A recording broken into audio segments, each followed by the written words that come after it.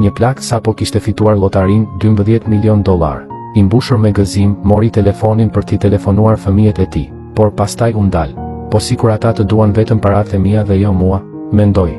Kështu, ai futi $3 milion në një çantë, veshi rroba të vjetra dhe shkoi pa paralajmërim për të vizituar 3 fëmijët e tij. Së pari, shkoi te shtëpia e djalit të madh. Kur djali e pa nga balkoni, u kaplua nga paniku. I përshpëriti gruas së tij. Ai plaku ka ardhur përpara. Thuaj që nuk jam në shtëpi. Pastaj u fsheh në dollap. Babai priti pak dhe u largua me zemër të thyrë. Më pas, shkoi te shtëpia e vajzës së tij.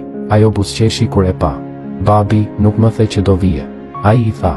Bia ime, jam sëmur, a mund të qëndroj vetëm një javë? Ajo u duk në siklet. Babi, burri im nuk do të jetë i kënaqur.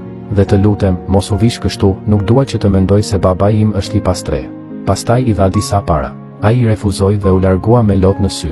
Së fundi, shkoi në vendin e punës së djalit të dytë. Kur djali e pa, la gjithçka dhe vrapoi për ta përqafuar.